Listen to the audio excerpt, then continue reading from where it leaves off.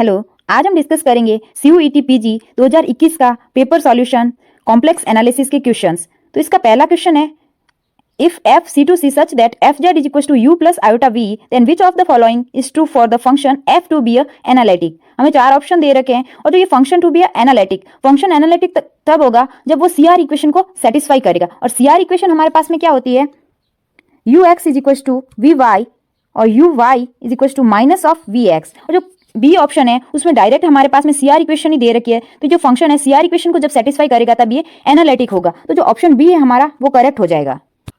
Next question है, which of the following is an analytic function. चार option दे रखे हैं। पहला ऑप्शन है fz is equal to Z, दूसरा ऑप्शन है fz is equal to Z bar, तीसरा ऑप्शन है real part of the Z और चौथा ऑप्शन है इमेजिनरी पार्ट ऑफ जेड। इनको हम एक एक करके चेक करते हैं। पहला ऑप्शन है fz is equal to Z, और जेड क्या होता है, Z is equal to X plus iota Y,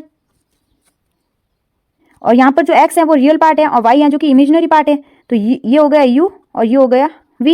इसको हम CR इक्वेशन से भी देख सकते हैं। जब CR इक्वेशन इसमें CR इक्वेशन भी सेटिस्फाई हो रही है और ये एक पॉलिनोमियल फंक्शन है और पॉलिनोमियल फंक्शन हमेशा क्या होता है, एनालिटिक होता है। तो ये फर्स्ट ऑप्शन है इसका, ये वो तो करेक्ट है। जो fz is equal to Z है वो क्या है, एनालिटिक है। सेकेंड ऑप्शन है fz is equal to Z bar. Z bar क्या होता है, एक्स माइनस आयोटा वाई। जब इसको CR इक्वेशन से देखेंगे तो CR इक्वेशन क्या होता है, du by D X is equal to dv by D Y. तो इसमें जो u है वो x और y है v। तो जब इसका डेरिवेटिव किया, u का डेरिवेटिव विद रेस्पेक्ट टू, तो du बाई डी एक्स हमारे पास में कितना आ गया 1 और dv बाई डी वाई कितना आ रहा है -1। तो ये नॉट इक्वल्स टू है, तो CR इक्वेशन सेटिस्फाई नहीं करी। इसका मतलब ये फंक्शन है जो कि एनालिटिक नहीं है। अब तीसरे ऑप्शन को चेक करते हैं, real part of Z. Real part of Z क्या होता है, Z plus Z bar by Z. अब इसका डेरिवेटिव करते हैं।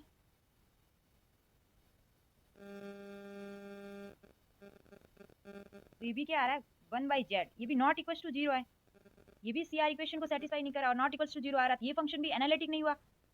फोर्थ ऑप्शन है imaginary part of Z. Imaginary part of Z क्या होता है, Z minus Z bar by Z. तो जब इसका भी derivative with respect to Z करेंगे तो -1 बाई जेड आ जाएगा। ये भी नॉट इक्वल टू 0 है, तो ये भी CR इक्वेशन को सेटिस्फाई नहीं करेगा और ये फंक्शन जो कि एनालिटिक नहीं होगा। तो अपना ऑप्शन नंबर ए है जो कि करेक्ट है, यही फंक्शन है जो कि एनालिटिक फंक्शन है, fz is equal to Z. Next question है, let f C2C be an entire function if real part of f is a bounded, then f क्या है, f is equal to u plus iota v, और हमें दे रखा है real part of f is bounded, means जो u है जो कि बाउंडेड है, क्योंकि u ही रियल पार्ट है और v के बारे में कुछ नहीं बताया है। स्टेटमेंट होती है every bounded entire function is must be a constant. इसको हम पिकार्ड थ्योरम से भी देख, Picard theorem for entire function क्या कहती है, a non constant entire functions can be at most one complex number. मतलब कि एक पॉइंट को छोड़कर बाकी सब जगह पर वो फंक्शन है जो कि एनालिटिक होगा। और f is equal to U plus iota V, U है जो कि बाउंडेड होगा। तो ये सिर्फ यही पॉइंट ले रहे हैं, मतलब कि ये बीच वाले पॉइंट। तो इसका मतलब जो मोर देन वन पॉइंट इसके अंदर छोड़ दिया गया, एक ही पॉइंट के अलावा सब बाकी सारे पॉइंट को छोड़ दिए गए, तो ये यहाँ पर क्या होगा कि f है जो कि कांस्टेंट होगा।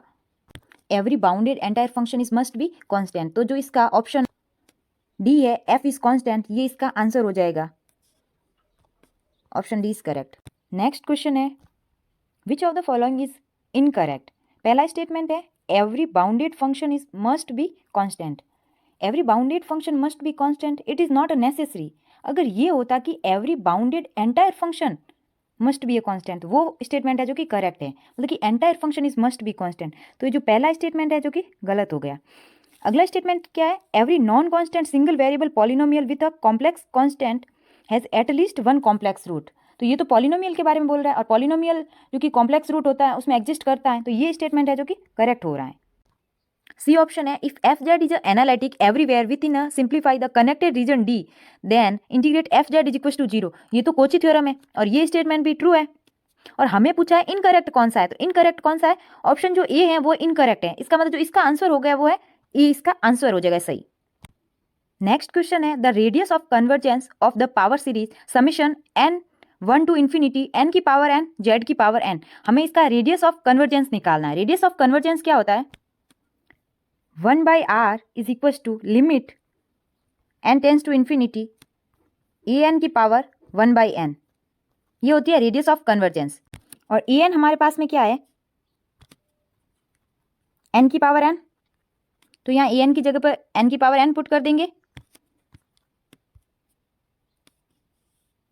Limit n tends to infinity n की पावर n और 1/n, n से n कैंसिल हो जाएगा और हमारे पास बचेगा limit n tends to infinity n, तो 1/r की वैल्यू आ गई अपने पास में इन्फिनिटी। तो जब ये r की वैल्यू क्या हो गई अपने पास में 0, तो रेडियस ऑफ कन्वर्जेंस आ गया 0। तो 0 जो कि ऑप्शन नंबर सी में दे रखा है, तो इसका जो ऑप्शन सी है वो करेक्ट हो जाएगा, रेडियस ऑफ कन्वर्जेंस आ गया 0। नेक्स्ट क्वेश्चन है the maximum modulus of e की पावर z का square on the set s is equal to z is belongs to c, जो कि x है, जो कि 0 से छोटा, और रियल नंबर ऑफ z को हमने मान लिया कि जो x z is equal to क्या होता है x प्लस आयोटा y। तो यहाँ पर जो रियल नंबर होता है वो x है, तो x दे रखा है इंटरवल 0 to 1 के बीच में, और जो imaginary of z means y दे रखा है 0 और 1 के बीच में। F Z is equal to E की पावर z का स्क्वायर, और इस z की जगह पे हम रख देंगे x प्लस आयोटा y का होल स्क्वायर। इसको हम ई की power x plus iota y का होल स्क्वायर, इसका होल स्क्वायर खोल दिया, ई की power x square minus Y square plus 2 iota X Y. और अब हमें क्वेश्चन में दे रखा है modulus of the F Z, तो इसके ऊपर लगा देंगे मॉड, लगा देंगे mod of F Z, mod of F Z, मतलब इस पूरे के ऊपर भी मॉड आ जाएगा। अब क्या करते हैं, सेपरेट कर देते हैं इनको, ई की power X square minus Y square का मॉड और ई की power 2 iota X Y Z का मॉड। ये जो वैल्यू होती है वो 1 हो जाएगी, तो अब पीछे क्या रही, ये वाली वैल्यू रही पीछे। और अब यहाँ पर हम इंटरवल का यूज़ करेंगे। इंटरवल जो x था वो 0 से 1 के बीच में था, और y था वो भी 0 और 1 के बीच में था, और हमें यहाँ पर लेना मैक्सिमम ऑफ द मॉड्यूल, तो मॉड्यूलस, तो मैक्सिमम ऑफ मॉड्यूलस लेंगे तो x की वैल्यू अपन ले लेते हैं 1 और y की वैल्यू ले लेते हैं 0, तो e की पावर 1 माइनस 0, यहाँ पर जो मैक्सिमम वैल्यू आएगी वो आएगी e। तो मैक्सिमम मॉड्यूलस ऑफ e की पावर z का स्क्वायर जो इस सेट के अंदर बिलोंग करेगा, वो मैक्सिमम वैल्यू कितनी आ रही है, e आ रही है। तो इसका जो फर्स्ट ऑप्शन है वो करेक्ट है हमारे पास में।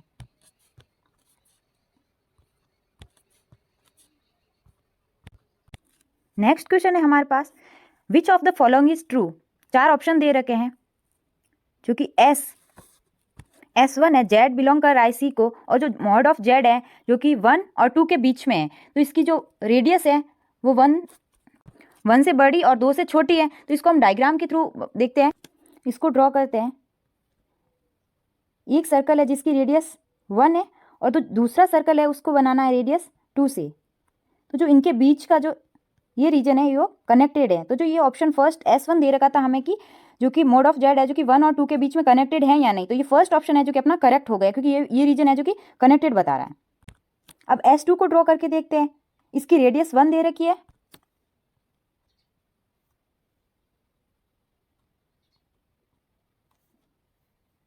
ये कुछ इस प्रकार से बनेगा।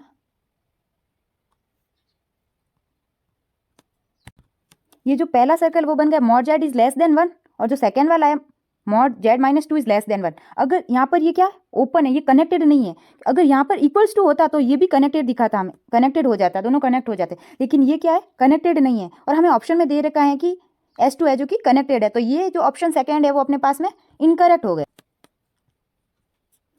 सी ऑप्शन है कि imaginary part of Z is greater than 1 is not connected, तो इसको ड्रॉ करके देखते हैं। Imaginary part of Z is greater than 1 means y is greater than 1, इसको ग्राफ से देखते हैं तो y is greater than 1 means y is equal to 1 यहाँ पर, और इससे सब ज़्यादा वाला, तो ये पार्ट भी पूरा, ये रीजन भी कनेक्टेड है, और हमें ऑप्शन में दे रखा है नॉट कनेक्टेड, तो ये जो थर्ड ऑप्शन है वो भी इनकरेक्ट होगा।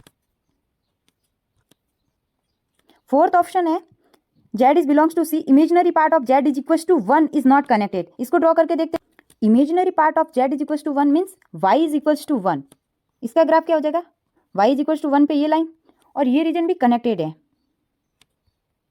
और हमें ऑप्शन में दे रखा है नॉट कनेक्टेड, तो ये ऑप्शन भी हमारे पास में। तो इसका जो करेक्ट है वो फर्स्ट ऑप्शन है जो कि हमारा सही आंसर हो जाएगा। नेक्स्ट क्वेश्चन है the value of integral mod of z minus iota is equal to 2, और फंक्शन दे रखा है 1/z² प्लस 4dz। तो जो सर्कल की इक्वेशन होती है वो क्या होती है, mod Z minus C is equal to R, और यहाँ पर हमें दे रखा है mod Z minus iota is equals to 2। तो जो रेडियस दे रखी है हमें वो है 2, सेंटर है 0 और 1। इसको ड्रॉ करके देखते हैं। रेडियस 2 पर हमें सर्कल ड्रॉ करना है और यहाँ पर जो पॉइंट होगा वो 0 और 1, ये सेंटर। हमारा फंक्शन क्या था, इंटीग्रल 1/z² प्लस 4dz। इसको जब खोल के लिखते हैं तो 1/z प्लस 2 आयोटा और z माइनस 2 आयोटा dz। हमारे पास z की दो वैल्यू आ गई, 2 आयोटा और -2 आयोटा।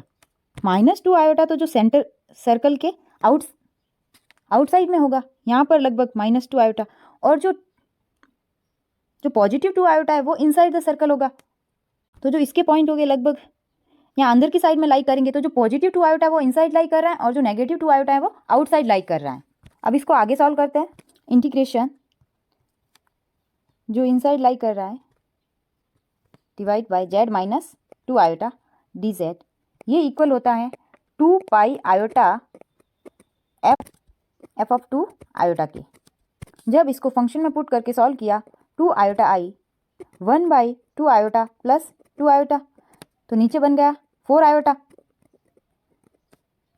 जब इनको कैंसिल आउट किया, सॉरी यहाँ नीचे आयोटा, तो हमारे पास में क्या बचा, π/2। तो जो इसका आंसर हमारे पास में क्या आ रहा है, π/2। π/2 कौन से ऑप्शन में है, ऑप्शन नंबर सी जो हमारा करेक्ट हो जाएगा, π/2 इसका आंसर आ जाएगा। ये थे कॉम्प्लेक्स एनालिसिस CUET 2021 के क्वेश्चन सॉल्यूशंस।